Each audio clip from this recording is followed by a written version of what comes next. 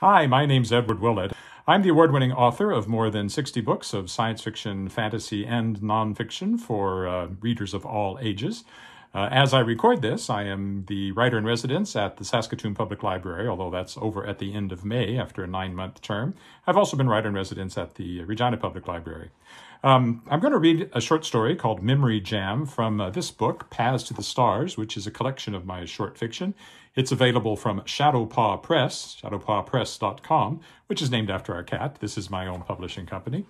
This was the first book that I brought out from Shadowpaw Press, and it was shortlisted for 2 Saskatchewan Book Awards, for the Fiction Award and also for the Regina Book Award in 2018.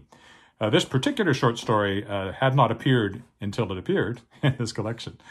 Memory Jam. Jimmy Conklin sat at Granny Noggin's kitchen table, right hand wrapped around a water-beaded glass of milk, left hand holding a CD-sized chocolate chip cookie. More cookies covered a blue china plate on the red and white checked tablecloth. Slivers of rainbow, whittled from the sunlight by a silver and crystal spider-web suncatcher in the window above the sink, splashed every surface in the kitchen with splotches of brilliant color. "I love your kitchen, Granny Noggin," Jimmy said. Granny Noggin poured tea into a gold-rimmed pink china cup and brought it over to the table. She sat down across from Jimmy. "I love it too, Jimmy." "It's my favorite place in the whole world." Jimmy took a bite of cookie. "I could stay here forever," he mumbled with his mouth full. "When you're here visiting me, it's my favorite place too," Granny said. She sipped her tea. Jimmy polished off the cookie in 2 more big bites. "I don't have any grandmas of my own, you know," he said as he picked up another one. "They both died when I was little. But they couldn't have been as nice as you." Granny clucked her tongue. "Now then, Jimmy, I knew your grandmothers. They were wonderful women." "I didn't say they weren't." Jimmy took a drink of milk. "I just said I bet you're nicer." Granny smiled. "Well, it's very kind of you to say so, Jimmy." The doorbell rang. "Excuse me." Jimmy nodded, wiping milk off his mouth with the back of his hand. Granny got up and went into the hallway. Jimmy amused himself trying to find all the rainbows in the kitchen. The ones on the floor were easy, but the ones hiding on the walls were harder because Granny had lots of other stuff on her walls. Most of one wall was covered with ribbons from the Creelmore Agricultural Fair. All blue ribbons, and all for things like Best Traditional Chocolate Cake with Homemade Icing, and Best Low-Fat Carrot Muffin, and Best Whole Wheat Bread, and even Best Beet Pickles. Yuck, Jimmy thought. One whole row of ribbons was for jams and preserves, all from the same year. "Swept the competition," Jimmy murmured, and took a big bite of cookie. He heard voices in the hallway, but didn't pay much attention. "It's just that I've been very depressed lately, Granny, and I was wondering if maybe some of your sunny day jam. Hazel Jardin recommended it." "Of course, dear," that was Granny's voice. "I could use a birthday." "A birthday?" A long pause. "All right." "I could use a birthday too," Jimmy thought. "I'll be 9. It seemed a very old age to him, although he knew that grown-ups were many times that old. His gaze slid across the wall to a picture of Granny Noggin. He didn't know when it had been taken, but she hadn't changed much. Same round face and round figure, same apple cheeks, same white hair drawn up in a bun. She even had on the same kind of clothes he always saw her wearing, a dress in a bright flowery pattern and a frilly checked apron. The same pair of round spectacles perched on her button nose. "I wonder how old Granny Noggin is." Granny bustled back in. "Mrs. Islington was just here, Jimmy," she said. "She'd like some of my extra special sunny day jam. Would you like to help me find a jar?" "You bet," Jimmy said. He jumped up, but took a moment to take another big swig of milk before following Granny down the rickety wooden stairs that led from a door in the kitchen into the basement. At the bottom of the stairs, the only natural light came from 3 small windows set at ground level, so grimed with dirt and cobwebs that they turned the sunniest day into apparent gloom. But that was okay. What Jimmy liked in the basement was the other light. It poured like rich, thick paint down the walls and over the floor from the rows and rows of jam jars on the shelves that lined every wall of the basement, except for the corner where the furnace and water heater lurked like sulking dragons. The light came in every color the slivers of rainbow in the kitchen could boast, and then some. Some jars shone with the deep blue-green of the ocean in a When Sharks Attack video. Others glowed as yellow-orange as a campfire, or as purple as the bug zapper outside the Take-a-Lickin' ice cream stand downtown. Inside some jars, something roiled and churned like tornado clouds, gray and threatening, spitting out occasional blue-white flashes. But the ones Granny went to, filling a whole shelf, gleamed pure white like bottled sunshine. "Now, let's see," she murmured. "For Mrs. Islington, something from 1954, I think. Oh, I know I have one here somewhere." She rummaged about on the shelf, momentarily leaving Jimmy to fend for himself. He trailed his fingers idly along the shelves, reading labels. Beach Fun had 3 distinct layers, one sunny, one sand-colored, one blue and white. Starry Night was a deep dark blue scattered with glittering pinpricks of light. Well Met by Moonlight glowed a faint silver, and First Kiss a delicate pink. And then there was another called Naughty But Nice, which was almost black, but gave Jimmy a funny feeling in his insides when his finger trailed across it. 1947, 1973, he heard Granny Noggin muttering to herself. "Heavens to Betsy, I know I have one. I must have misshelved it." Jimmy's aimless wandering had taken him back to the furthest corner of the basement, the dark one behind the water heater. For the first time, he noticed a cabinet back there, tucked almost out of sight. He opened it, revealing 3 shelves of rather ordinary-looking jars, each glowing a pale yellow. Jimmy liked their looks at once. He picked one off the shelf and looked at its label. "Jimmy Jam," he read out loud. He laughed with delight and went running back to Granny Noggin, who was leaning over and reaching to the very back of a shelf of miscellaneous jars.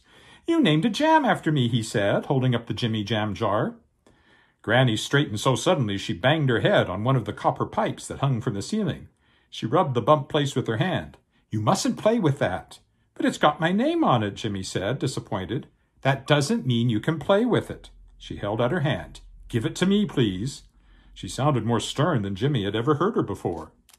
He stuck out his lower lip, but he handed over the jar. Quick as a flash, Granny tucked it out of sight in her apron. "Now," she said, "see if you can get that jar at the very back of the shelf for me. I'm not as limber as I used to be." Jimmy pulled out the jar she wanted, labeled Sunny Day Jam, July 20th, 1954, after which she bustled him back up the stairs. "Now how about Monopoly?" she said. They played Monopoly, then Scrabble, then Sorry, even though Jimmy thought he was getting a little bit old for sorry. One of the things Jimmy loved about Granny Noggin was that she always had time to play games with him. Late in the afternoon, he said, "I'd better be going. Ma'll be wondering where I am."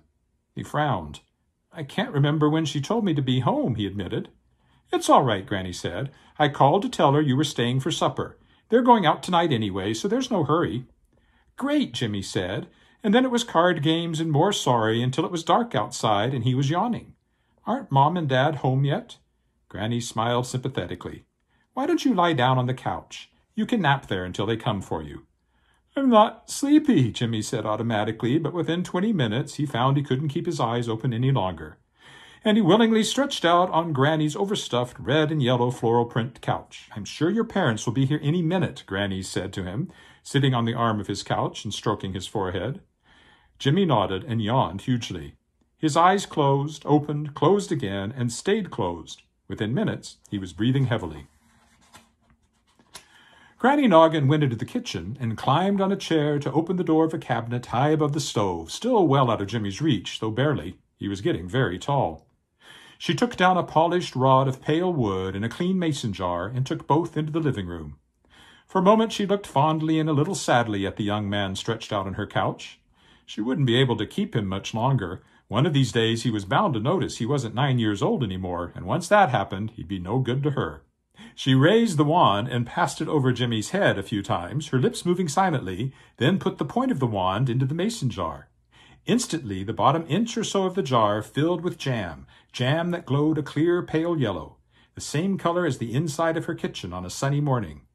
She reached her finger to the bottom of the jar, swirled it around in the jam a moment, then lifted it to her mouth and sucked. She could almost feel her plumpness getting plumper, her eyes twinkling, her cheeks reddening, her gray hair fluffing and shining like fine silver.